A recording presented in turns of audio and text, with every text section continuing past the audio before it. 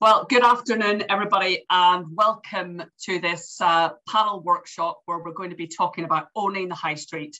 Can a cultural and nighttime recovery serve communities? You're all really welcome. I'm delighted that so many of you have come along this afternoon to hear from a really great panel that we have lined up for you. Just before we start, I just wanted to remind you about a little bit of housekeeping. So just so you're aware, this session is being recorded. So if you do not want to be recorded, then please make sure your audio and video remain switched off. And we're also asking, if possible, if you can keep yourself on mute during the presentations from our panelists. That'd be much appreciated. But however, we do want to hear from you. We want this to be an interactive session. So please let us know you're here and where you're from by putting your name and organisation in the chat. And you can also use that to ask any questions or make any comments as we run the session. If you have any technical issues, please just let us know in the chat and one of our team will be able to help you. And Lisa has just put her details in the chat there, so you've got somebody to speak to. And also just a reminder, for those of you who were there for the opening session of the summit on Monday morning, you'll remember that I set some homework for everybody. Basically, what we want to do is encourage everyone as they go to the sessions, as they attend these types of workshops, that they're thinking, well, what parts of this could I put into practice when I get back to the day job? And we're calling it, what would you do on Monday? And we're going to be sharing the link to that in the chat now. And that's basically a prompt for you to fill out the form when you think of something that occurs to you during the course of the discussion. Yes, I could do that. Yes, that's a really good nugget that I think I can take away and apply it in my own organisation or my own place. But then please capture it, because we want to talk about that and reflect on that on Friday as part of the closing plenary. As well as those of you who are attending the session, as we've also invited a number of guests from outside the community wealth building movement, and so we want to thank them too for joining us also. And we also want to thank our sponsors for the whole event, the Democracy Collaborative, Barrow Cadbury, and Power to Change. So thanks very much to them for supporting this work. So this session this afternoon is really, as I mentioned on Monday at the opening plenary, it's about a thematic problem, a problem that many of us are trying to grapple with at the minute, particularly in the context of COVID. And so we want to be able to use all the expertise, the experience that we have in this virtual room to think about how we develop solutions. So this afternoon is really about trying to understand the benefits and the challenges of high street regeneration. Which is, really focused on the nighttime and cultural economy, and how those kind of opportunities and challenge intersect, if you like, with the community wealth building movement. And we also want to explore how different organisations, the private, the public, the social sector, civil society, how they can work together and use that collaborative power to really deliver good outcomes for high streets and for the cultural and nighttime economy, and of course for everyone who lives and works in a particular town or city. And then the other objective is also a bit of practical action too, because CLES as an organisation is always about the doing as well as the thinking. And so we want to give you a chance to explore what are some of the practical application of what you hear today in your own work. How can you sort of try it in your own place, if you like. So that's a little bit of scene setting for this morning. Just a kind of overview of how we're going to run the session. So in a minute, I'm going to ask my colleague Dave just to tell you a little bit about what CLES have been doing on these questions. And then we're going to have our panel session. And we've got a really great lineup for you. We've got Lauren Bond, we've got Liam Ronan-Chlond, David Gledhill and Nick Plumb, and I'll be introducing them in a bit more detail as each of them speak. And then after we hear from the panelists, there'll be a chance for some questions and discussion before we break into a smaller breakout session, which is a chance for all of you to reflect on what you've heard and to identify some of the top 3 ideas that you've heard that you would like to see sort of taken forward in your own communities. Then we'll all come back together for a bit of a discussion about that. And then we'll have another breakout session where we choose just one of those ideas and we go into a bit more detail as a group as to how we actually take it forward. and then we'll come back and discuss what we've learned at the end. But I'm going to be taking you through this as we go, but that just gives you a sense of how the session is going to run, and a kind of a bit of a map of how we're going to do things. Just a quick reminder as well of who CLES is, for those of you who don't know CLES. So CLES, we are a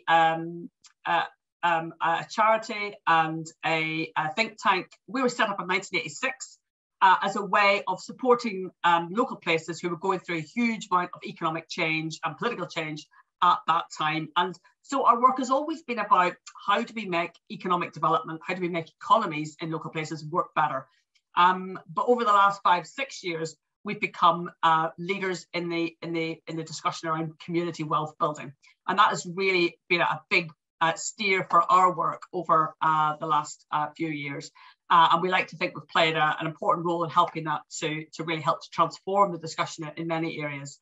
And it's what we want to use as a bit of a lens today to think about the role of the nighttime economy and culture on our high street.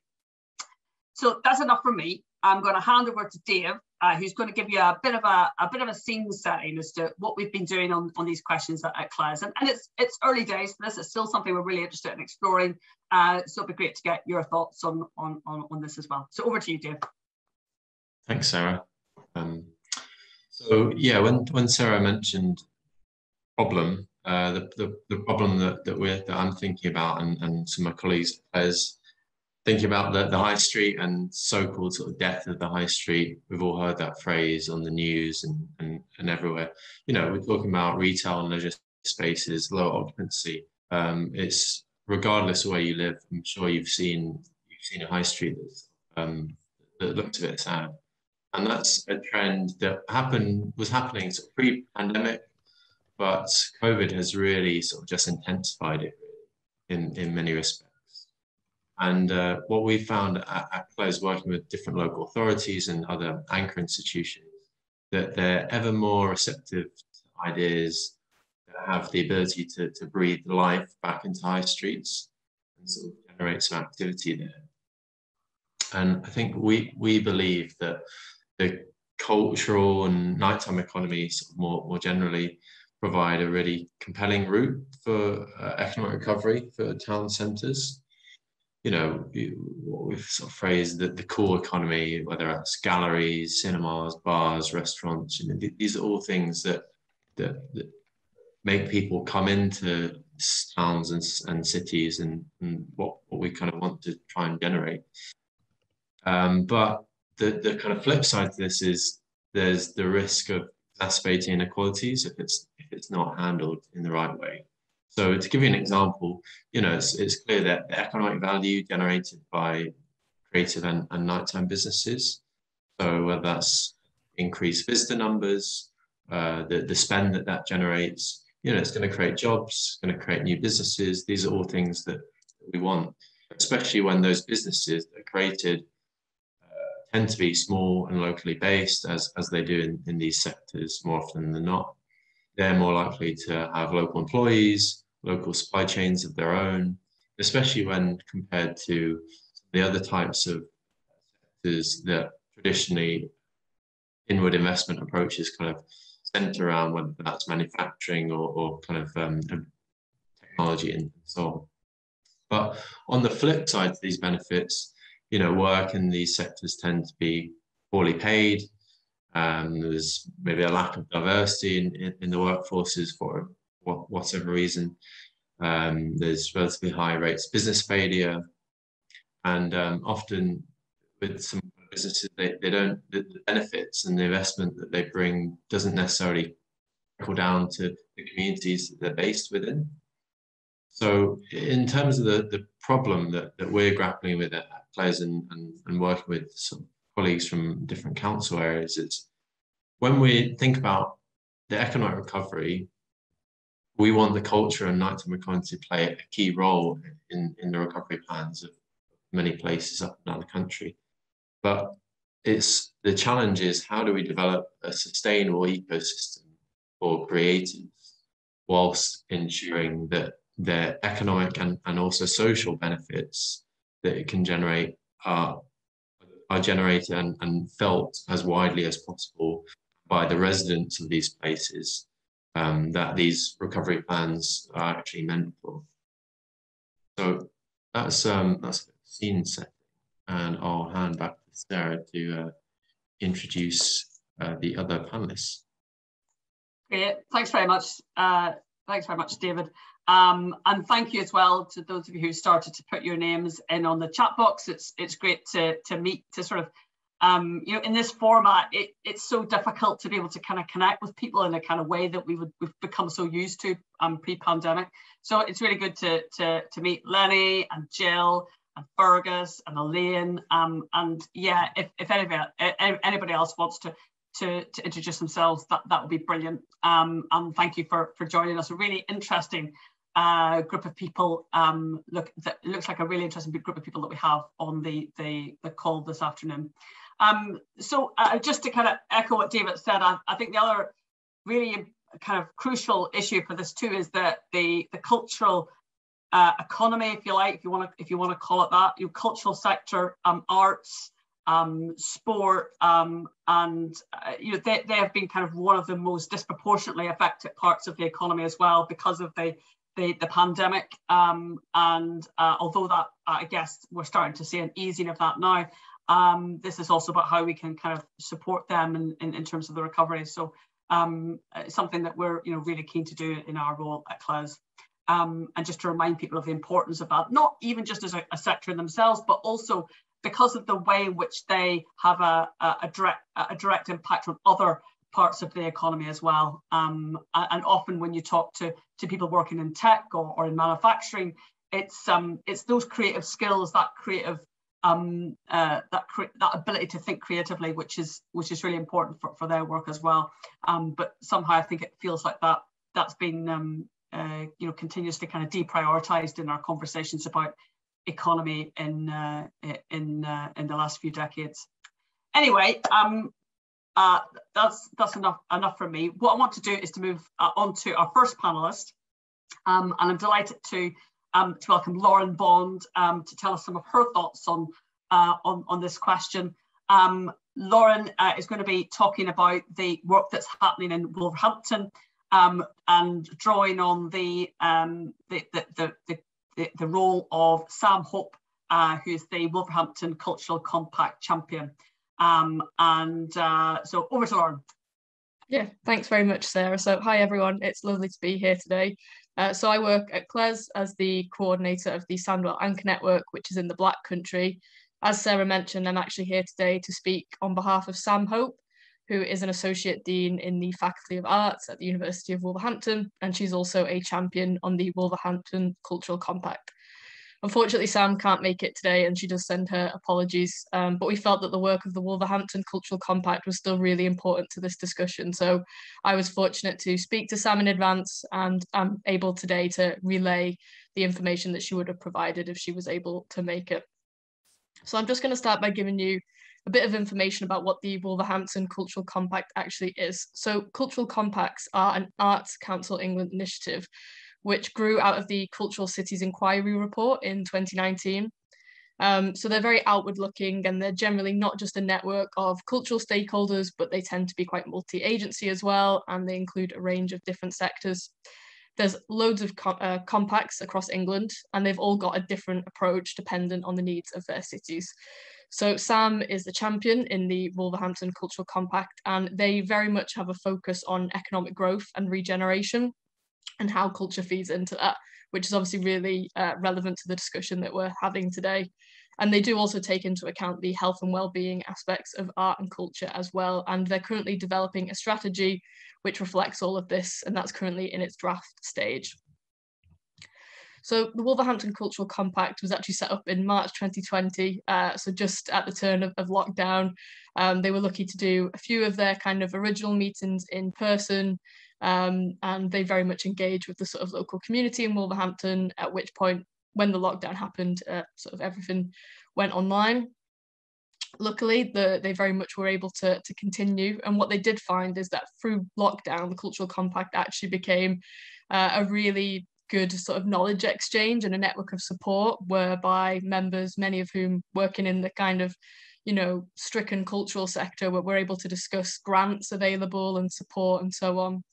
And they were also to move forward that kind of cultural strategy and various applications that they were making. So they did actually apply for the Community Renewal Fund, which was unfortunately unsuccessful, but they're going to look at applying to the Shared Prosperity Fund in the future. Sam also chairs Compact Plus, which is actually a kind of network of cultural compacts across the West Midlands and other similar networks, as not every place has a compact.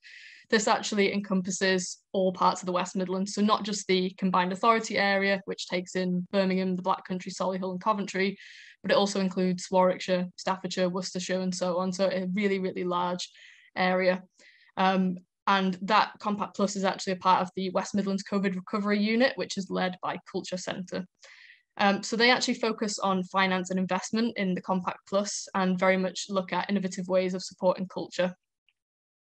So they found that it's actually been a really fantastic way of exchanging knowledge across all those different West Midlands areas.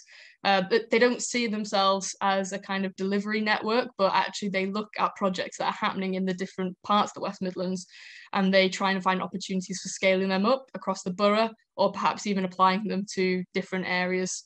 So it's very much a network about advocacy, knowledge exchange, research, and the development of case studies which are tackling similar issues.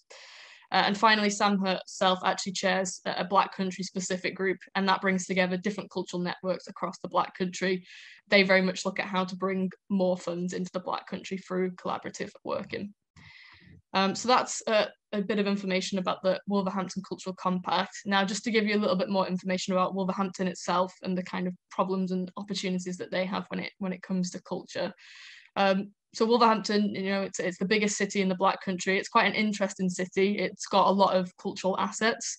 There's an internationally renowned Wolverhampton Art Gallery, which has got a really excellent pop art collection. They've also got a number of heritage buildings, and Wolverhampton is actually renowned for its music scene. So there's a lot of kind of history and heritage there. And what the Compact has done is sort of brought together those kind of key cultural stakeholders to work together, of which there actually has never been a network like that before in Wolverhampton. The kind of aim is to have a very sustainable network that aims to make the cultural assets in Wolverhampton sustainable as well. And they've actually very much linked in with CLES. So CLES are doing work with Wolverhampton City Council at the moment on community wealth building and how to maximise the Wolverhampton pound. So ensuring that any money created in Wolverhampton stays within that area, which obviously helps to support businesses and to create jobs. And Sam, when I was speaking to her about this, very much felt that culture can benefit from this way of working. But one of the struggles that they were having was the conversation with developers. So Wolverhampton's a really ambitious city at the moment. There's some really big regeneration plans happening, and the Wolverhampton Cultural Compact are keen to be involved in that. But the challenge that they're having is how to work with the developers and to get themselves involved in the regeneration plans. So the difficulty is how to bridge the language, because the culture sector is very different to the commercial sector of developers. So the Compact's actually been talking to CLES about what a developer's toolkit might look like, for example. And the kind of aim of that would be to develop the relationship with developers so that culture and the creative industries aren't just thought about at the 11th hour as an add-on. We need to very much integrate it and realise that the culture can very much be crucial in providing opportunities for young people, for those who are over 50, perhaps even for those who are repositioning in their career and so on. So it's all about building that kind of strong ecosystem, creating jobs that will benefit the whole city, and also creating a vibrancy as well that will attract even more businesses into Wolverhampton. So there's a variety of communities in Wolverhampton, and as part of the Compact, they've actually been developing 3 cultural action zones. So that's kind of been one of their main areas of focus over the past year and a half. So the first one is called Event City, and this builds on funds from the Future High Streets Fund and the Towns Fund. And the aim of that is to create public spaces where they have festivals and events. These are run by the council, but they're very much co-created with communities. The second zone is the Gateway Zone. This stretches all the way down from the Wolverhampton Interchange down to Canal Side, where there's a lot of development happening. And the aim of this one is that it's a sort of creative tech zone. So very much kind of trying to bring in different forms of kind of industries in tech, and particularly creative tech. And then the final zone is the creative communities zone. And this is in an area of Wolverhampton, which is a very kind of diverse and multicultural area called West Park. And they've set up a artist zone there, which has a focus on co-creation and working with communities. So as you can kind of tell, the kind of cultural compact in Wolverhampton has very much been drawing from different funds, such as the Future High Streets Fund and the Towns Fund. And they're also applying for the Cultural Development Fund, of which they've made it to round 2. So they're just waiting to hear more about that. Away from those kind of government funds, they ultimately want to be able to diversify their funding streams, just to ensure that, you know, they're not just relying on the Arts Council and on the government. So their kind of future focus is actually via commercial providers. So there are some commercial providers that already sit on the Wolverhampton Cultural Compact steering board, including a digital provider, a commercial training provider, and so on. So they're very much pursuing those kind of opportunities about how we can get those kind of commercial providers involved and how we can maximise the spending power of the anchors in Wolverhampton. So finally, when we spoke to Sam, we were sort of curious about what are the main concerns and the main opportunities in Wolverhampton. And luckily, she spoke a lot more about the opportunities, which is good. So the only real concern is, as I've kind of just detailed, is that funding. They don't want to keep being reliant on having to bid for funds from the Arts Council and from the government. But there is lots of opportunities around alternative financing. So Sam's telling us about initiatives that have been set up elsewhere, such as the King's Cross development. And some of the funds from this were actually put towards supporting the growth of creative industries and businesses around the King's Cross area. So although Wolverhampton is very different to London, it does provide quite a good example of where we could go in the future in Wolverhampton. So Sam was saying perhaps we could look at developments that provide backroom support for small businesses and micro businesses, which, you know, traditionally a lot of creative industries are SMEs, you know, perhaps an artist studio or a filmmaker and so on. You know, we need to work with those developers and those commercial providers. It's not necessarily about the financial support, which although we would like, it doesn't have to just be all about that. It's actually the expertise that can be really beneficial to small cultural businesses. So how do we actually unlock that? Perhaps it's through the procurement processes. So Sam suggested, you know, could we have culture written into contracts in terms of providing backroom support and expertise? And, you know, in general, how do we kind of support and grow that ecosystem? So as I've kind of, you know, detailed, there's real opportunities in Wolverhampton. There's lots of developments going on, but we really need to understand how we unlock that, how we learn to speak with the same language and get culture involved so that it's not just a second thought, that it's actually integral to the development process and integral to Wolverhampton as well. And as kind of Sam rounded off with saying is that, you know, it's great that the council has sort of already taken action on this with their work with the Wolverhampton Pound, and that's very much something that the Compact will look to be linking in with in the future. So thanks very much for listening. That's what we heard from Sam, which I think, you know, really, really useful. Obviously, I am speaking on behalf of her, so if anyone has any questions later on, I will try my best to answer them. I might not be able to in detail. But if it's anything around sort of culture, community wealth building in general, or even the Black Country where I work, I can try my best. And if anyone wants to get in contact with Sam afterwards, please let us know and we can pass her details if you want to find out more information. Thank you. Fantastic. Thank you, Lauren. It's really interesting to hear that kind of detail of what Wolverhampton are doing, and particularly that a lot of resonance, I think, with community wealth building more generally, you know, the importance of collaborative power, the importance of anchor institutions, and the importance of diversification in the economy, not just in terms of sectors, but how we do things and kind of moving beyond the sort of traditional kind of well-trodden paths of economic development. So I think that's really helpful. And I thought as well, that question, you know, which you kind of finished with is a really good reminder to us of what we're trying to look at in this session. You know, how do we unlock the potential of culture, of the nighttime economy to really kind of benefit the high street and economies more generally, and how do different parts of the community, if you like, you know, whether that's developers, the public sector, the arts community, the cultural economy, how do we sort of talk to each other and work together in partnership in an area to kind of really achieve that. So yeah, really, really good introduction to the issues and the questions that we're trying to deal with in this session. So moving swiftly on, I'd like to invite Liam Ronan-Chlond to say a few words on his perspective as a developer on this question. And Ronan is, I'm just going to bring up your biography. Yeah, so Liam Ronan-Chlond is an engagement and social value lead at a mixed use developer, First Base. So over to you, Liam. Yeah, the sun's come and hit me just at the right time. I have to stay away for all this point. It'll probably go away. It looks quite dramatic, you know, kind of nicely lit. Yeah, that's right. So I'm head of engagement and social value at First Base. We're a mixed use developer. So we build homes, offices and everything else in between. But I think unlike other developers, we get excited about the bit in between. So that public realm and the space that the majority of people are going to use in our developments. So that's why we really try and factor in the views of the wider community as well as just the market and who's going to be, you know, living in our homes or working in our offices. So that mixed use approach also tries to, well, I suppose space is the most valuable resource in this country and we don't use it as efficiently as we could. So that's why mixed use developments tend to be more sustainable because each use supports each other. And there's a lot of evidence to support, you know, the fact that successful high streets and town centres are mixed use. You know, the city that I live in, Manchester, you know, has got one of the highest numbers of people living in the city centre, and it's a very successful city centre.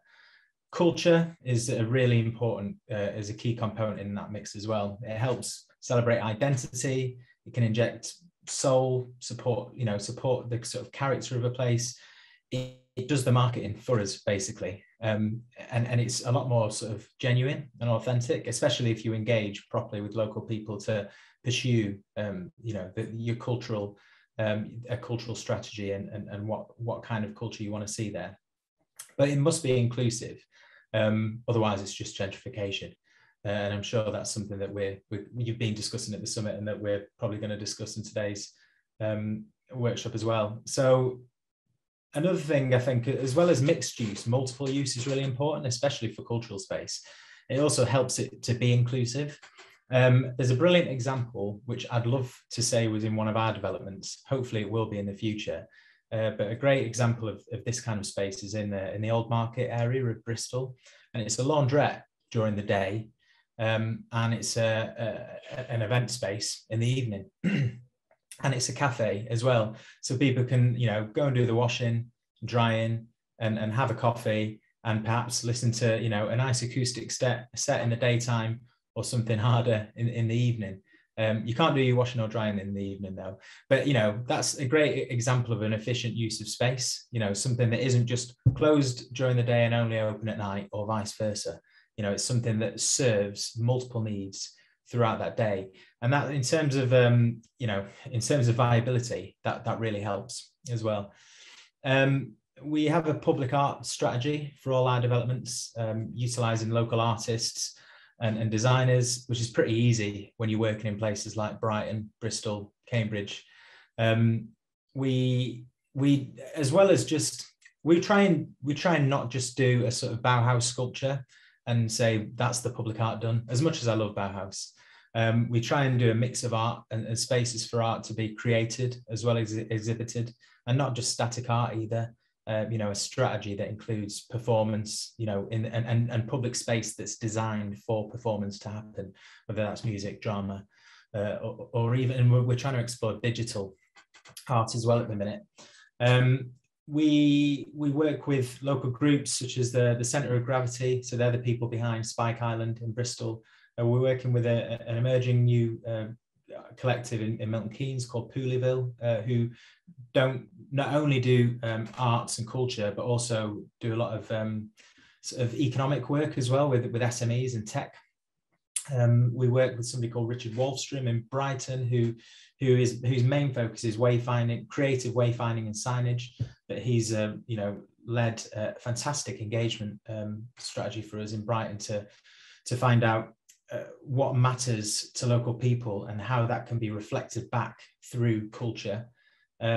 And we're also working with a group in Cambridge called Cambridge Community Arts that use art as a form of therapy for health and well-being. So there's there's a number of there's a number of roles that arts and culture can fulfill. And for us, we tend to work with investors and partners that want to grow value for the long term. So we don't just get something built, sell it, and we're off. That's one of the reasons why we're into culture and we're into social value, because if you want to grow that value over the long term, you have to put a lot of effort in up front, and you almost have to sort of not obsess over profit for the first few years. It's the early years is about investment. The profit comes later on. And what does that look like? That means, getting local independence in rather than easy national chains that would come in straight away, pay top rent straight away. So you have to be very flexible. You have to get the right local independent businesses in as well. That helps drive footfall. It helps create a sense of place, and it works. Local independent businesses seem to work well with a cultural strategy as well.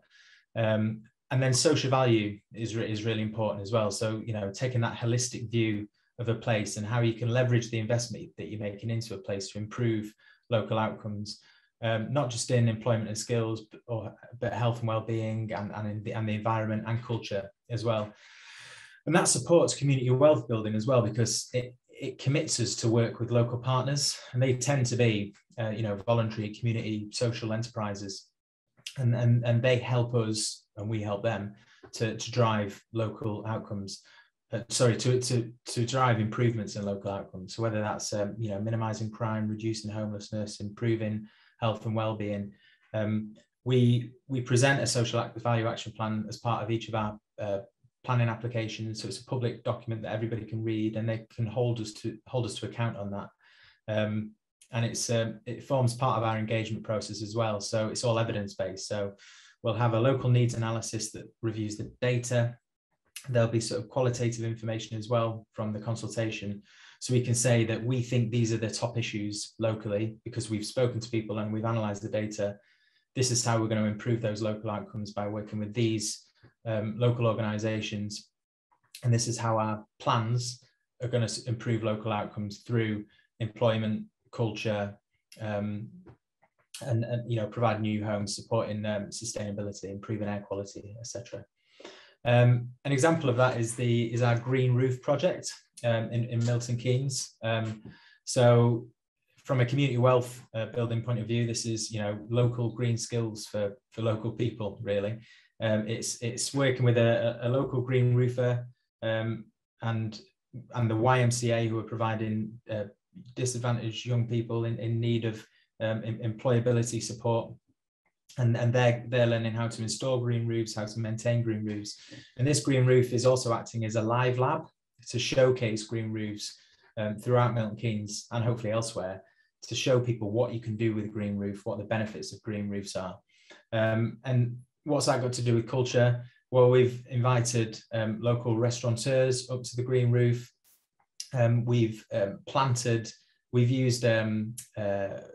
used musical instruments to plant new plants on the green roof to show that you don't just need a plant pot. You can use an old car, you can use a set of drums, and that also reuses things rather than throwing those musical instruments away. So that's beneficial for the environment, beneficial for keeping employment and skills and developing local people in terms of training and employability. And also trying to find different ways of interacting with different parts of society.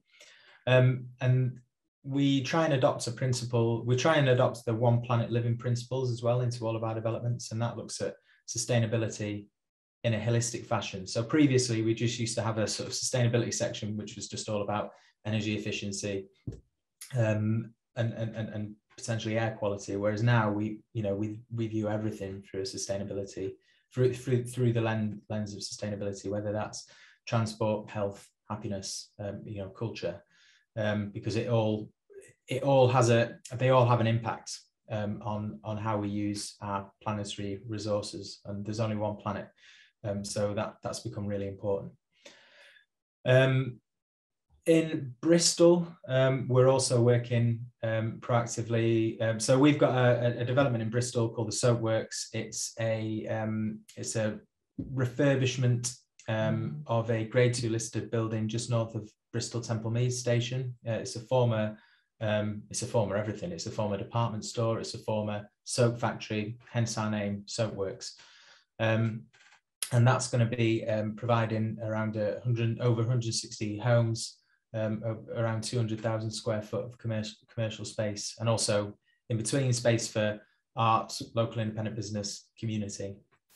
We're working with, it's in a very diverse part of Bristol, Old Market in Lawrence Hill Ward, just around the corner from St. Paul's. And we're working with an organisation there called the Black South West Network to find out how we can be more proactive with our supply chain and our procurement process in terms of engaging with local Black-owned businesses. And we've worked with Black South West Network to audit local businesses and find out which local businesses we need to engage with in terms of supporting them through networking, but also basically providing a heads up that a procurement, that a tender process will be happening soon, to make sure that they're ready and they know what to expect and how to apply. And also gives local businesses the opportunity to potentially cluster together and bid for some of those tender opportunities. And I think that's what developers have to do as well, be a lot more proactive. You can't just sort of sit back and think, A, the market will do it for you, or B, you'll only do something because you've been told to do it. If you want to grow value over the long term, whether that's for profit or social value or environmental value, you need to be proactive and you need to work for it. And I spoke to somebody the other day, and they said to me, why do you do that? And one of the reasons is, it's a calling card for us. I think if you do a bad development that doesn't really deliver anything to society or to the local community, and you want to do something else in the same city, then people go, well, you didn't do a very good job on that development. Yeah, you built some homes and people lived in it, or you built some offices and people are working in it, but that's it. Whereas if they see something that not only looks good, but has provided so many more opportunities for the community and for the city as a whole, you're more likely to gain further work, and also just know that you've given something more back than just bricks and mortar, because obviously places are more than just bricks and mortar. People make places. We've touched upon obviously I'm a developer, private sector.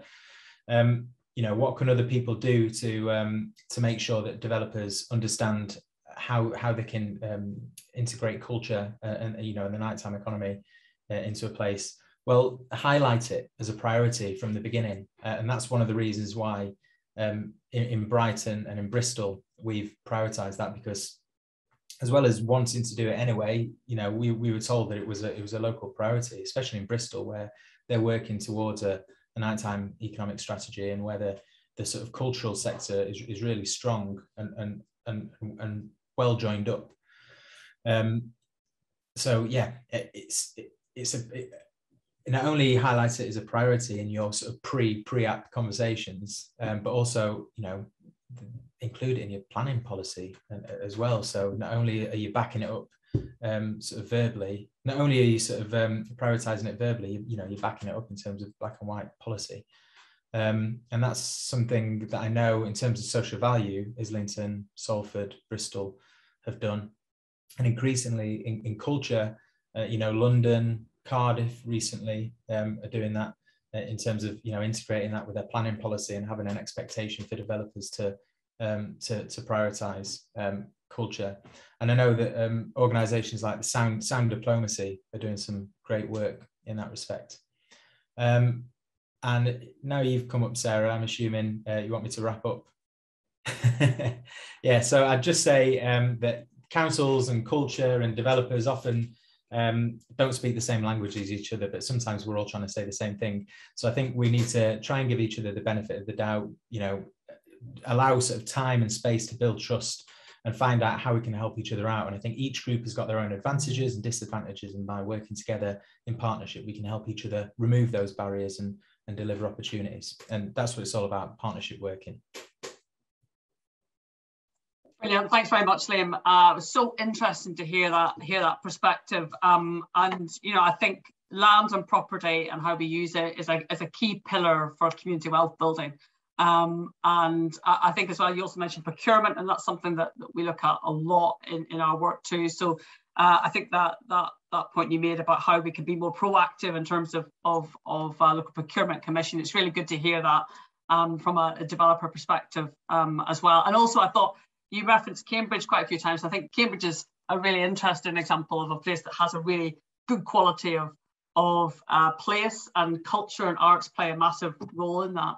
But obviously, it also makes it a hugely expensive place for people to live as well. So I guess it's an interesting debate we could have some time about how you kind of reconcile that question too. But thanks, a really useful perspective. Okay, I'm going to move swiftly on to Dr. David Gledhill. And David is the co-director of the Rogue Artist Studio CIC in Manchester, which is the largest artist studio in the north of England. So over to you, David. Hi, thanks very much, Sarah. Like Liam, I'm subject to a maverick lighting effect here. I'm in a university teaching space with motion light sensors, which will go off every minute or so. So just ignore that if that happens. Can everyone hear me? First of all, could somebody just nod? Thanks very much. Cheers. Just a little bit of background very quickly. I've been a practicing visual artist for about 40 years around the UK, Aberystwyth, Exeter, Brighton and Manchester for the past 30 years or so. And throughout that time, I've made sure that I was involved with group studios, always artist-led organisations running elderly buildings generally for the benefit of artistic production. I've gone from being a studio holder, in other words, somebody renting a room, through to being an administrator and now, over the past 5 or 6 years, a co-director of the CIC. And over that 40-year period, I've noticed that councils have gone from a condition of kind of what I describe as benign indifference to the presence of grassroots cultural organisations to a kind of realisation that they represent a real cultural asset to a town or a city.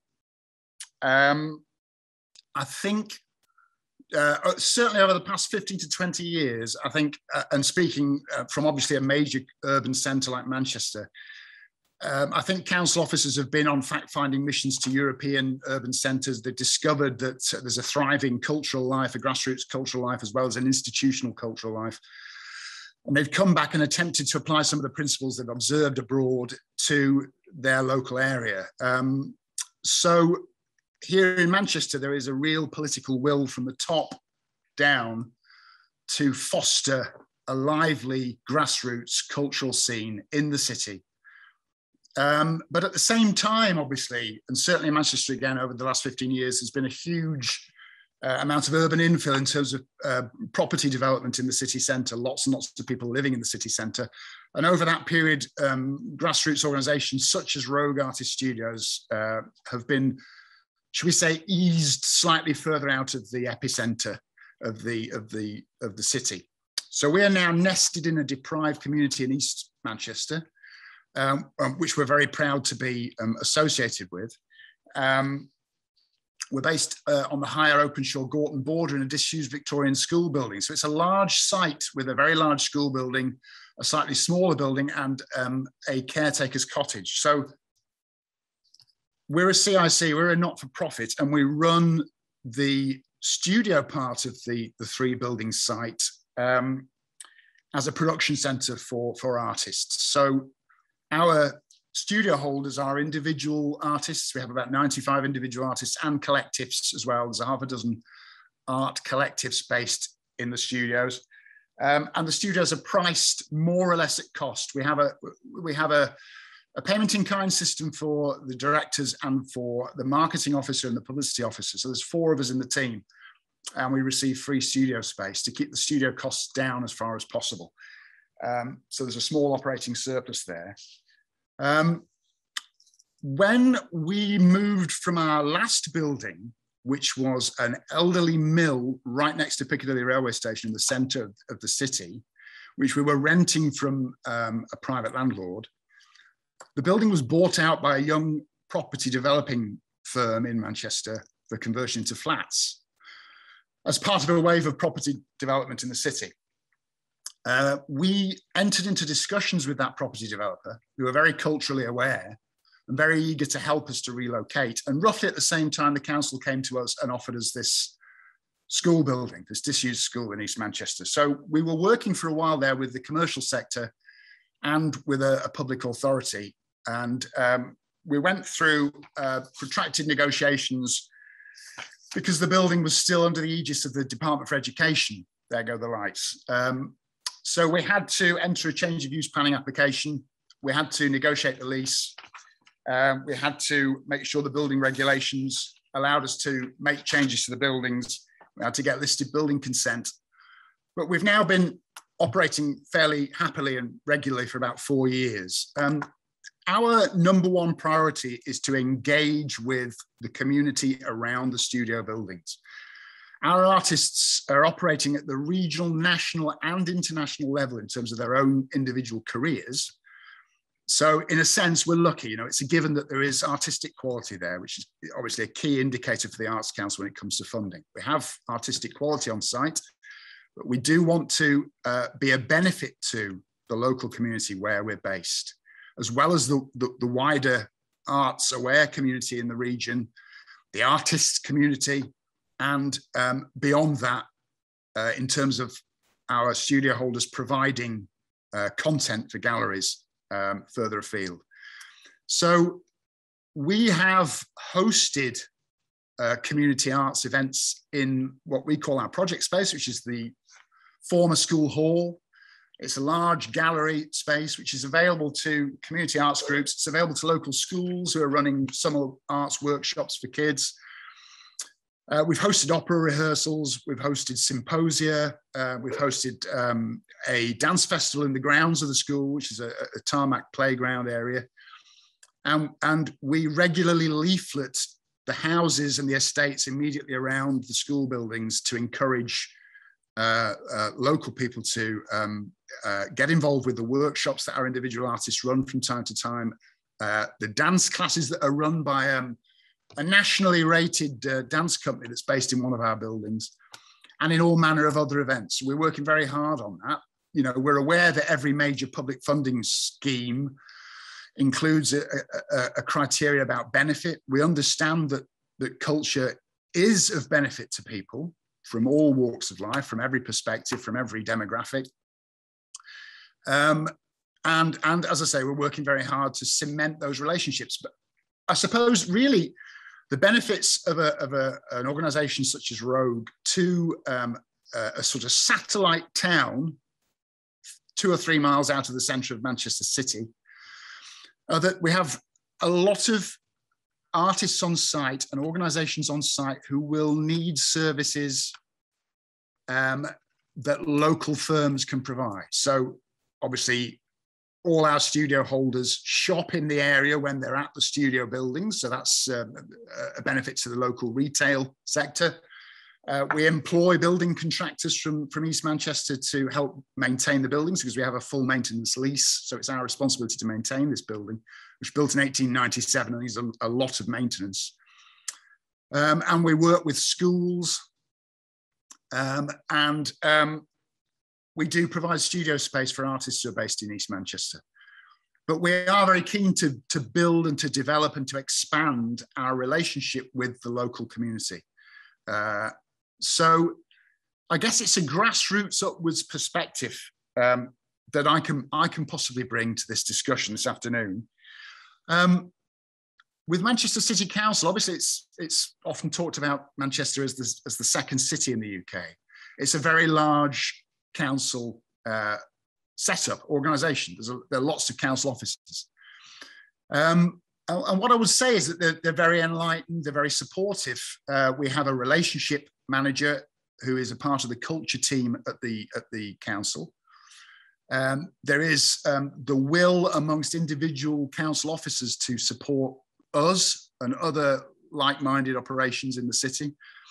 But Manchester, again, is big enough to have its own semi-autonomous legal team who would vet any lease that the city council are offering to an arts organisation. And I think that's an area that needs some sort of attention. You know, we're currently negotiating a much, much longer lease than the 5-year lease we were granted in 2017. And there are a number of issues that need to be resolved on both sides. I don't want to be indiscreet in case any council officers are listening. And we are incredibly privileged and honoured to be given the opportunity to work in this building. But I think, you know, spreading awareness of the benefit, the economic benefit and the life-enhancing benefits of cultural activity is a job that not only arts organisations need to be invested in. You know, relationship managers, advocates, political figures, all need to come together. You know, commercial sector property developers, there needs to be a forum, some kind of forum, some sort of regular structured system of meetings where everyone can agree that what grassroots cultural organisations do for a town or a city or even a rural area is that they create a buzz. This is the key factor. They create a buzz. There's a sense that something's happening. And as a co-director of a large arts organisation, I just want things to happen, cultural things, exhibitions, conferences, symposia, workshops, events, you know. If I can make it happen, I'll do it. And I want to work with other people in charities in the east of Manchester. I want to work with, you know, semi or fully public funded organisations or charities or CRCs. I want to make things happen on that site. But there needs, you can't do it on your own, you know, that you need to get around a table with the Arts Council, the City or Town Council. And you need to recognise that buzz is what it's all about. So grassroots arts organisations make an area sexy. It's sexy, it's attractive to young people. When young people are contemplating moving somewhere after university or whenever, they'll want to know that there's something going on, that there's some sort of activity they can engage with, whether or not they're arts-related graduates. So drawing young people to the area, I think, I would argue, also attracts employers, it attracts entrepreneurs. Bars, cafes, restaurants open. I know this can be called a gentrification process, but it can be managed. It can be monitored. It can be negotiated so that, you know, it stays fresh and vital and innovative and inclusive and diverse. And working class communities, for example, aren't squeezed out by increasing property prices. That's not a danger where we are at the moment, I don't think, you know, although the whole of Manchester in a sense is being gentrified. It's perhaps a separate discussion. What I'm keen to do is to get it recognised by every city council, every town council in this country that grassroots organisations create a buzz, attract young people, attract employers and benefit the economy, both in crude monetary terms, but also in terms of prospects for life enhancement. And that's the message I'd like to put across, as I say, from a grassroots perspective. I've got sheafs of notes here, but I don't want to go on at too great a length. I'm just looking over my notes here. Yeah, cultural asset to the region. And I think that's what Manchester have understood and realised, and we are appreciative of that awareness and that awakening. And I do think it's across the sector throughout the country. This increased awareness, particularly with the move towards urban infill, towards people moving into town and city centres, which were previously dead after 5 o'clock, and particularly in the wake of COVID, where a lot of businesses are closed and where small towns appear to be 80% property, commercial properties, retail properties appear to be 80% vacant at the moment. Open those doors up to arts organisations, they'll draw people back into the city centres. And it'll kickstart a revival in terms of, the nighttime economy, and in terms of retail even, and what is it? Catering? What do they call it? Catering, food and drink. So shall I leave it there on that clumsy coda? I apologise for that.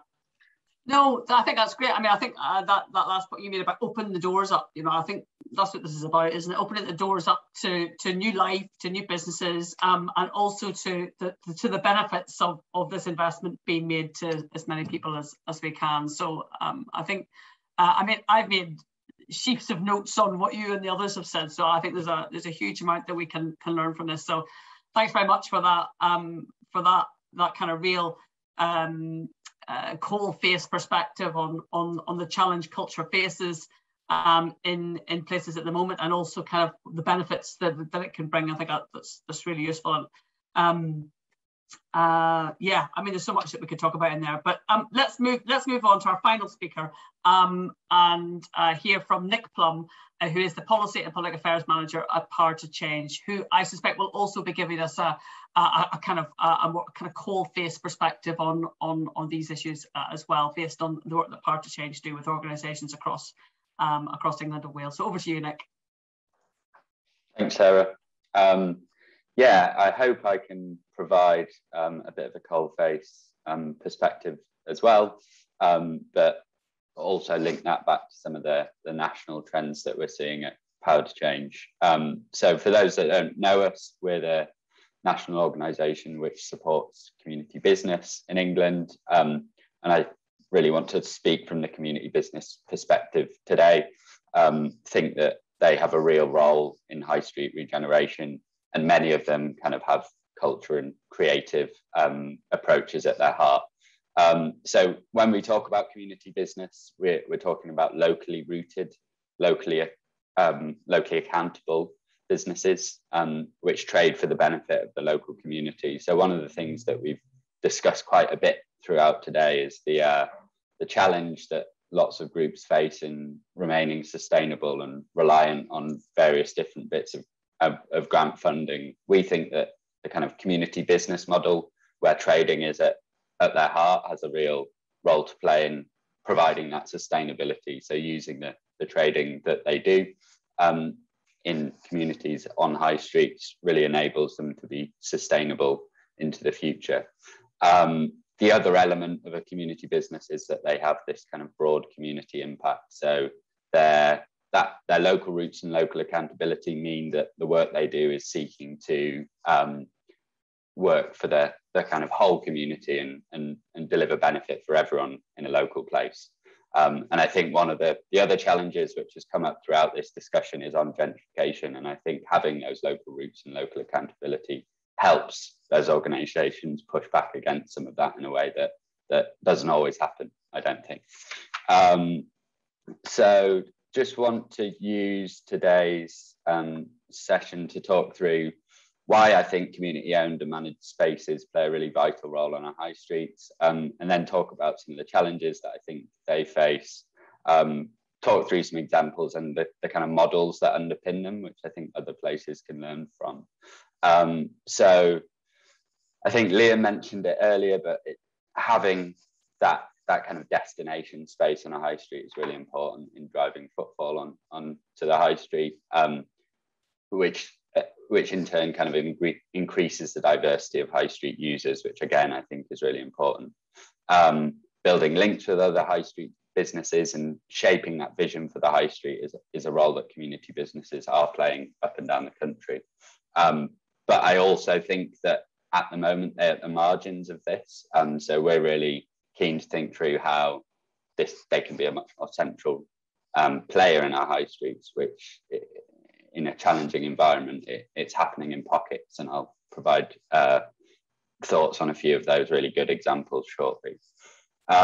So I think some of the challenges which make it hard for the role of community business in our high streets is essentially that the prevailing culture treats land and assets primarily as an investment rather than as a platform to meet local need. I think this is something that CLES has done lots of really good work on. And I think that people are beginning to understand that that isn't the way to create kind of prosperous places that are sustainable into the future. One of the other bits of feedback that we get regularly from community businesses is the kind of fragmented and opaque ownership on high streets proves a real challenge. So a few people have spoken about gaining access to space being one of the most important things, but that's often a very hard thing to do. Working out who owns a particular building, how you can enter into negotiations with them is a skill that lots of people at the grassroots don't always have. It's a kind of very tricky landscape to navigate. There's also we see a real challenge around access to capital and capital at pace. So I think the business model that underpins community businesses means that they can be sustainable into the long term, but having access to capital at the scale and pace of private investment is often a real challenge. So we've seen examples of communities having really, really exciting ideas for a space, but then not quite being able to raise the funds quickly enough to purchase those assets. And then they're bought by someone else, sat on for another 5 years, left vacant, all the kind of social and economic challenges that come with that. We also think there's a lack of powers. So from a policy perspective, we think that there are some rights out there for communities, but they kind of lack teeth. And where there's that strong rationale for communities to take ownership of a space, they don't have the powers that enable them to do that always. And we think that should change. And I think a really important point, which a few people have made today, is the kind of structures and incentives which lead people to develop a shared vision for a place we think they're lacking as well. So something that enables all players, from local authority to the private sector to communities, to get together and say, this is what we want to see happen on our high street in Plymouth or Portsmouth. Too often that's a kind of unequal equation, I think. Having said that, despite those challenges, I think there are lots of really fantastic examples. So just want to kind of flag a few now, and happy to take questions on some of these or send over more detail after.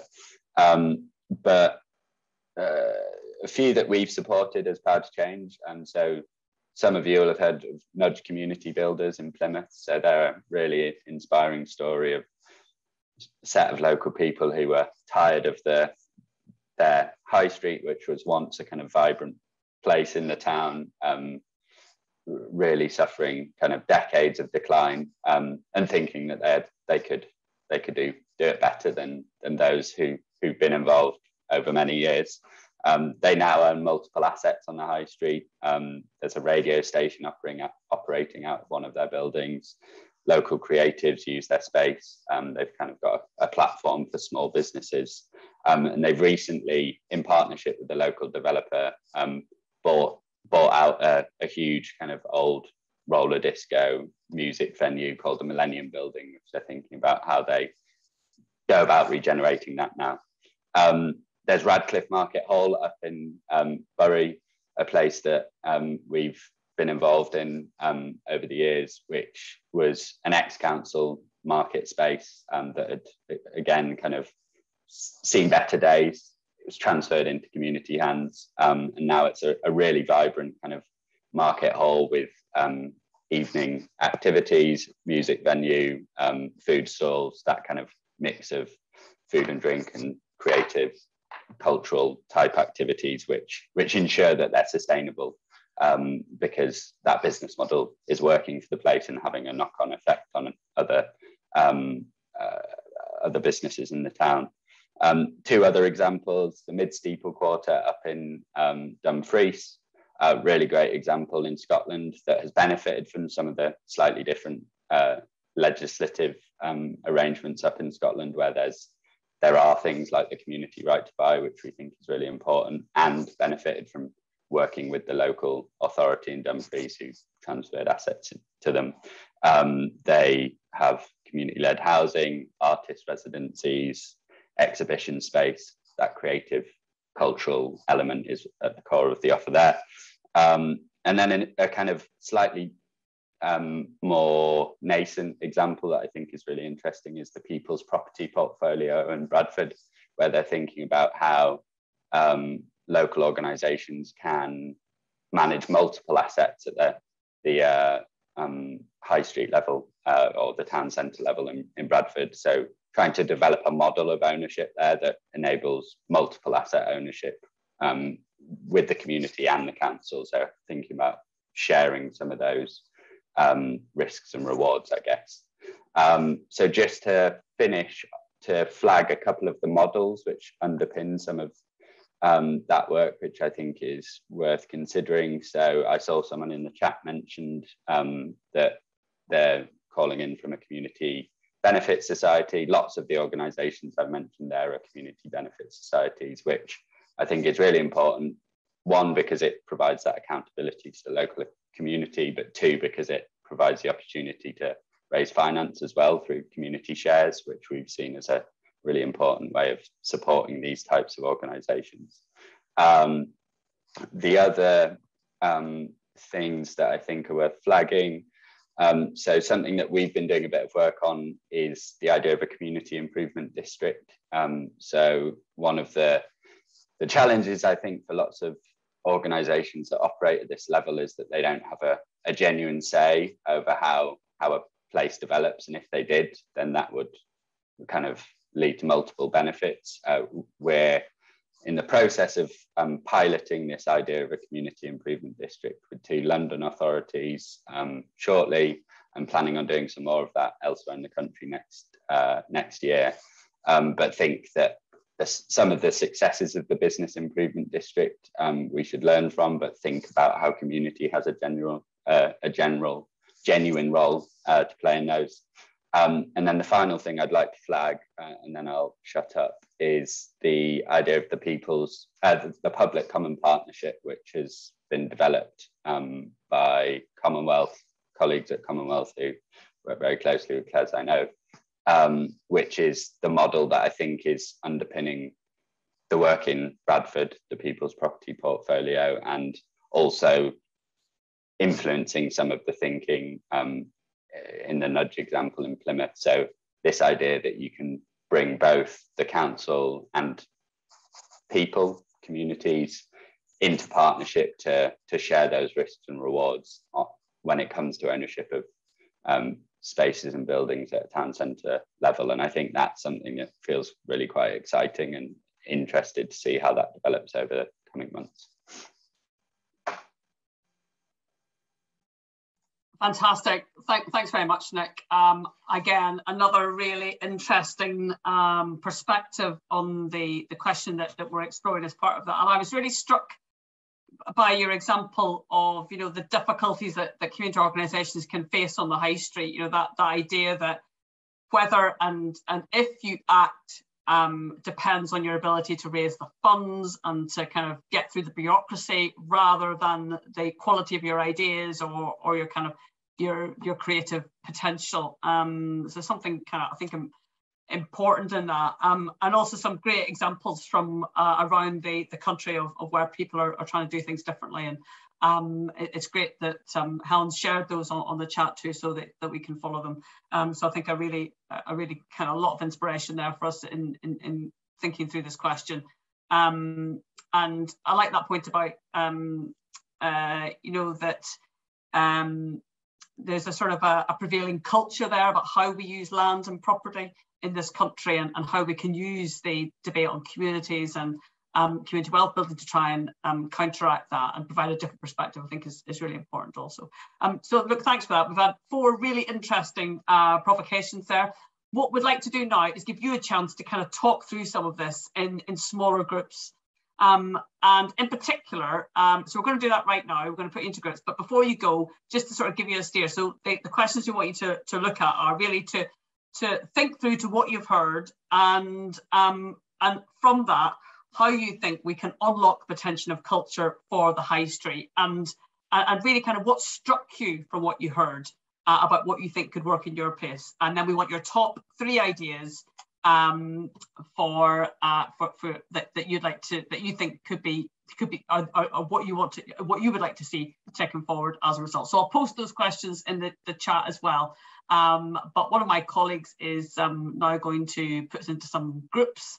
So just a reminder, how do we unlock the potential of culture for the high street? what are the things that really struck you about what you heard, and your top 3 ideas that you'd like to see taken forward in your own area.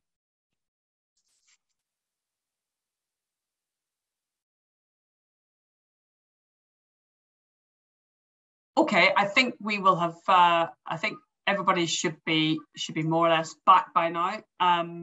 So thanks for coming back, and thanks for the discussion. I'm sure if your group was anything like us, it felt like we were just starting to get going. But hey, that's always the nature of this thing. So we thought it would be useful to try and capture some of the feedback. So I think my colleague Oliver has got a mural board, so we're going to try and share the link to that so that we can share the feedback. And Helen has just shared the link to it. So if you want to take a look at that. So if I could just, what we're going to do is if each group could just feedback, and hopefully you've nominated someone in your group to feedback, and then Oliver's just going to post up the feedback in the mural board so that we can capture the ideas and so everybody can see it, just as we would if we were in an actual room together. We'd probably stick something up on a flip chart or something, wouldn't we? So can I go to the first group? So she'll go to my group first. Lauren, do you want to feedback from our group? Yeah, no problem. So we covered quite a few different things, but I think we managed to get a couple of concrete ideas. So I kind of started off with a bit of an example from Sandwell, where I work, and about 10 years ago, they built a art centre there called The Public, and it was a sort of space with an art gallery, theatre space, and for events for comedy shows and so on. And it actually only lasted for about 2 years. They invested a lot of money into this place, and then they kind of sold it to the local college. And I remember I worked for the council. I started working there about 6 or 7 years after this whole kind of fiasco, and I spoke to a town planner about it, and he said to me, oh, well, it makes sense that it failed because Sandwell is one of the most deprived parts of the UK. Why would working class people ever be interested in the arts? And I always thought it was kind of one of the most tragic things I've ever heard.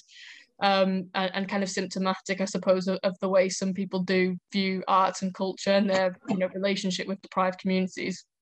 Obviously, the arts centre did fail, but I think what it speaks to is that, yes, people might not have wanted it at that time. That doesn't mean they can't be sort of engaged in arts and culture. And Sean came in with another example of new towns where a similar thing happened, and it sort of speaks to how these kind of developments are built without ever consulting what people might want. And when it comes to arts and culture, it doesn't mean they might never want it in the future, but it's about building that sort of grassroots movement, I think, and like what we heard, from David and so on, about bringing people in, but making sure that you don't just, spend millions on something people might not necessarily want, but actually bringing them in from the ground up. We then heard from Elaine in Surrey, who has a building for a kind of community space, and Elaine was sort of talking about the issues with the relationships, really, when it comes to the councils, statutory bodies and funders. So it took Elaine 2 years to negotiate a lease for a building. They then had to find capital of £1.5 million to actually get the building to where they wanted it to be. So there's always like a very long process, and communities are sort of, it's placed on them that they need to have the groundwork and the power, and often they don't. And too much focus is placed on resilience and on communities to actually solve their own problems, and often they don't have the mental capacity to do that. So the idea we kind of came up with from that is about fixing that relationship between statutory bodies, funders and the community. So Elaine suggested some kind of collaborative model that could be adopted by councils that comes from central government. With that model, you would be able to know what was going on at every stage, because often the problem they have is the waiting, that the sort of not knowing what's going on, and it would kind of help with the planning. And we also need to kind of loosen the definitions as well.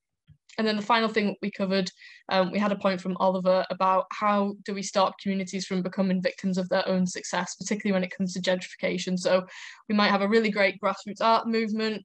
It could sort of become really popular. It might attract more young people, other employers, more money into the area. As a result, rents might go up. Then there'll become sort of less space for artists. They might get displaced from their local community. And we kind of, Sarah made the point of, well, what we kind of need then is clearly a more robust economic model in that place so that it can kind of absorb those issues, and we can utilize planning policy, for example. And we also, need to challenge that narrative. We're all just kind of used to thinking that, like, yeah, it will sort of happen. But we need to become more attuned to thinking it is not just something that will happen. We can actually utilize policies to prevent gentrification. So yeah, I hope that's enough. We had lots of good conversation, I think. Thanks, Lauren. Really good summary of our group's discussion. I'm going to, I think Ian Fitzpatrick was the person feeding back for group 2. So I'm just going to pounce on you, Ian, if that's all right, just to give us a bit of a summary. Yeah, thank you, Sarah. We had a really good discussion, actually. And we 3 points for us. One was that we think that capital is a major barrier for something that's going to be long term and actually last more than just a pop-up season or whatever. So the access to capital is a real barrier to that, and the recognition, it plays into some of the discussions we were just having then about actually that the task of raising that funding is huge.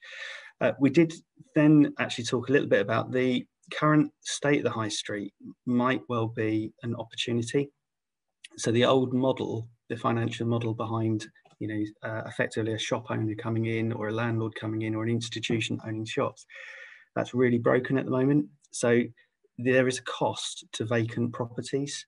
Now, the fact that we actually, like it or not, that they're not going to get the returns, that the institutions that are holding many of those units at the moment aren't going to get returns. And the cost of actually holding them vacant, they're still liable for business rates and other things like security, etc., etc. So there might be an opportunity to look at some meanwhile offers, which will get some of the sort of things that we're talking about into the high street, and to start to prove that they're able to deliver value beyond just an income or taking away the business rates. And what I mean by that is the value of actually bringing people back into the centre, because there is an offer that's happening, that there is an opportunity certainly from politicians' perspective. There is the high streets being vacant and boarded up is a major issue. So I think that the value of the community wealth sector may well start to be adjusted, because they are able to occupy space, create energy, and actually create almost an element of being able to get other businesses back into the centre. We also talked about things like music, culture, having almost organisations like councils need to wrap around them to help them develop. So licensing, how we treat them from a licensing perspective, how we support them from an advertising, all of those sorts of things need to be wrapped around that to make it happen. So the organisation needs to start to think, and I think politically and certainly from councils, there's no real solution to the high street at the moment. So if we're able to present that solution in a different manner and show that there is real value in terms of bringing the centre and bringing energy back into a centre, I think that the value of the sort of work that we're talking about here will start to be looked at very differently. And I think there's an in there, and we can start to get people to listen when they perhaps haven't listened in the past. I think I covered all three elements there, but really interesting conversation. Thank you. Great, thanks, Ian. Again, really interesting.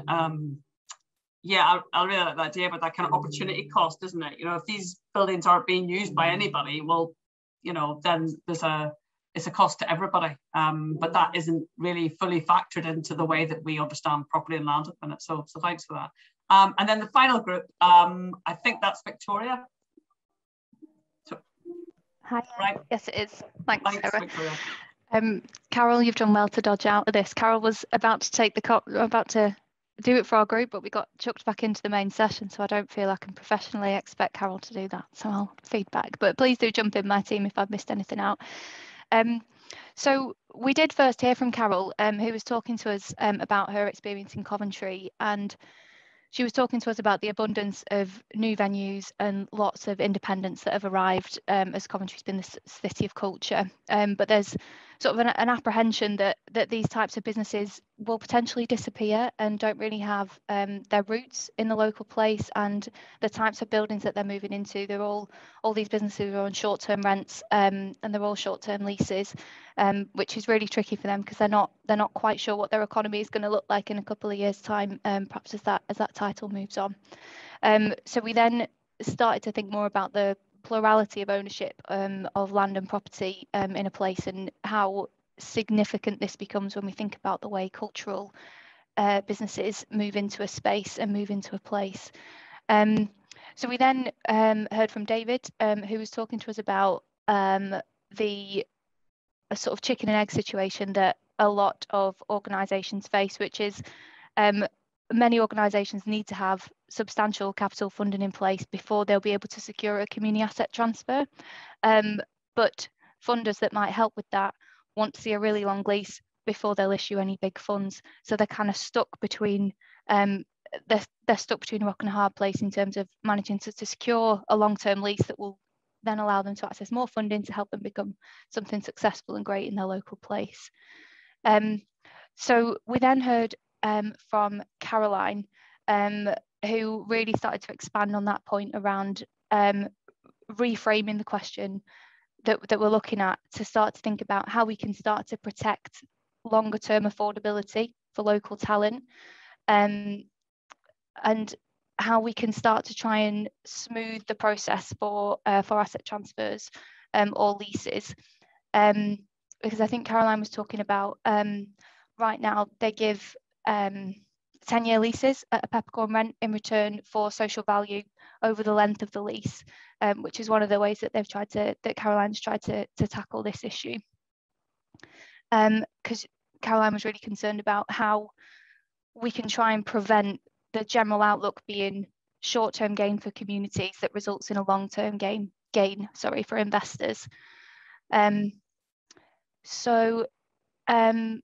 then finally, we talked a little bit about planning powers and using 106 and asset transfers. So the planning powers that Caroline talked about, they have started to retain 10% of their floor plates, and they let these out. This is what I referred to earlier. They let these out at a peppercorn rent in exchange for social value that's delivered over the 10-year lifespan of that agreement. And finally, I think Liam summed this up beautifully. Culture's not just for Christmas, it's for life. It was a really beautiful sentiment that kind of summed up the whole, that, you know, culture's very often seen as like a short-term fix to kind of bring people back into a space, but the long-term investment to make sure that it's locally rooted seems to be absent. So props to Liam for that beautiful line at the end. I'll be passing that on to the lovely comms team. Thank you. Yeah, that's great, Vic. Again, another really interesting set of conversations, and yeah, I like that. Not just for Christmas. Well, I think that is it, isn't it? That, you know, I remember, you know, sometimes even in a place, people tend to think of culture as kind of fairly rarefied. They don't think of it, you know, your local library being a centre for culture, or you know, or local park or recreation area. You know, the two seem to sit in different boxes. So I think, yeah, it's a really yeah, and I really like that point too about the kind of short-term gain for communities versus that kind of longer-term gain for investment. So yeah, okay, great. So we've all had a really good discussion there, and we're going to just put you back into those groups again for another very short 10 minutes, where we just, you know, pick your favorite idea or your favorite issue that you raised in that discussion, and discuss why you think that's going to be the most important, or why it's the one that you want to take forward in your own area. Okay, so my colleague's going to put us back into those groups, and then we'll come back for a final reckoning. Right, so another certainly interesting conversation in our group. Who would like to feedback from their group? Who would like to go first? Have we got any volunteers? Notice the way everybody's hands shoot up immediately. Yeah, I think I was like nominated last 3 seconds before we came back into this room. Thanks, Lenny. We couldn't settle on just one thing, I'm afraid. So we've got 3, I think, points. The first one being ownership of buildings by communities. I think people felt that was quite important for the power to be in the hands of communities and for that sort of long-term sustainability of cultural spaces to be protected by community ownership. The other thing was access to large amounts of capital funding. I think that's something that a lot of groups really struggle to access. There probably aren't enough lenders out there in the space who are willing to take a lot of risk when it comes to lending larger amounts of capital. And as well, with a lot of the capital funds that are out there, for example, the Arts Council Capital Investment Programme, the Community Ownership Fund, they are just very hard to have success with, I think, for a lot of people. And the other thing that we kind of discussed was having spaces that are purposefully designed for culture, and for certain types of culture as well. Like we touched on how, say, there's not like enough sort of messy space for arts. I think Liam was saying, like particularly in Cambridge, there's a lot of sort of maybe gallery spaces, studio spaces, but like not enough spaces for people to really get stuck in with like the messier side of like artistic creativity. And also with like music venues, there's a lot of issues with them being situated near residential developments and the issue of noise and how that kind of culture can't be pushed out to industrial estates and far away from city centres. It needs to be kept as part of the community, and that kind of needs to have better protection. So yeah, that was our 3 or 4 points there. Great, thanks, Lenny. Yeah, that point about messy space is a really good one, because I think that can feel a bit threatening, because people want to codify and keep things tidy. But I think it's essential in terms of creating that sort of sense of something happening, of agency, of life. So yeah, that's really interesting. Anybody like to feedback from their group? Another group 2? Yeah, we were having such a riveting conversation. We actually forgot to nominate someone, so I'll summarise our discussion. Yeah, step into the breach. Thanks, Stuart. So yeah, I think we all agreed that access to capital was the most important thing. That sort of currently it's very fragmented and piecemeal, and essentially nothing can happen without the correct investment. So in terms of the actual way that would happen sustainably, basically we weren't sure, but this idea of maybe some kind of creative business bank that maybe happen elsewhere in other countries, that is funded by central government and is distributed by local authorities, might be one idea. That would be not just financing, but also kind of support body, kind of tailored business development for the creative and nighttime economy sectors. It's also worth mentioning, we spoke about the actual access to the sector needs to be fixed in terms of whether that's class or ethnicity. There are sort of structural barriers that prevent certain groups participating as much as others. And lastly, I think we spoke about the need for all of this to happen, a culture change at especially central government, maybe a less extent local government, but culture change around seeing the arts and creativity as some kind of airy-fairy type thing. That actually there's a kind of solid economic case, there's a case for communities and place, but it's not seen as important and therefore as deserving as something like STEM subject. So yeah, I think that's quite important. Great, thanks, David. And there's a point there from David in the chat about the break clause as a major stumbling block with funding. So that's a good addition. And then finally, the third group. Yeah, I can feedback. We were focusing on kind of the vacant properties and kind of using that as kind of meanwhile use. So basically thinking about, we were saying it's just kind of such a major opportunity given the state of many high streets kind of up and down the country.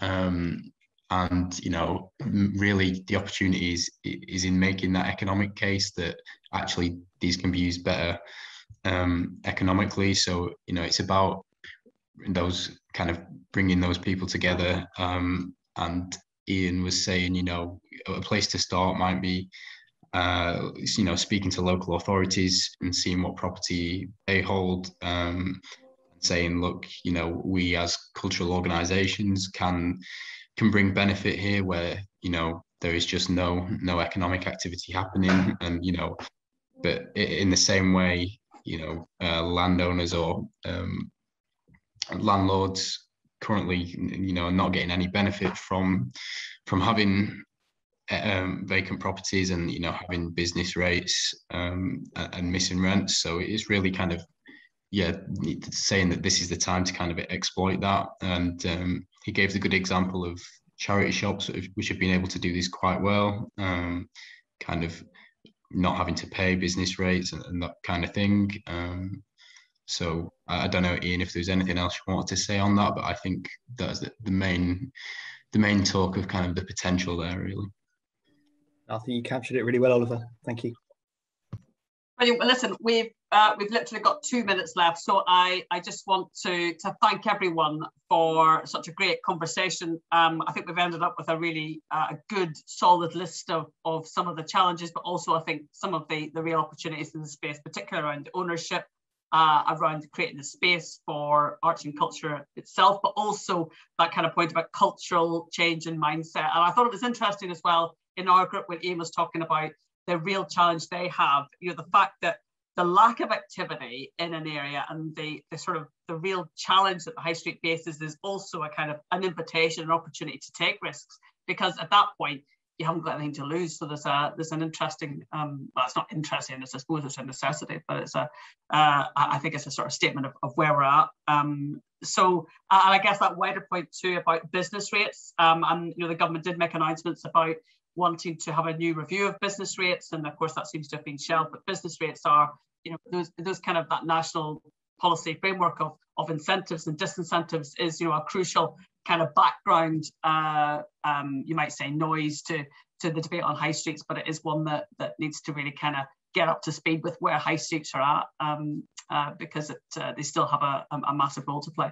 And of course the planning system, which is hugely centralised in this country also. And I think at times has sort of lost a sense of what it's trying to achieve in places from a national point of view. And I think, you know, a lot of local places are sort of taking the initiative themselves, and you know, perhaps the national system could catch up with that at some point, would be good.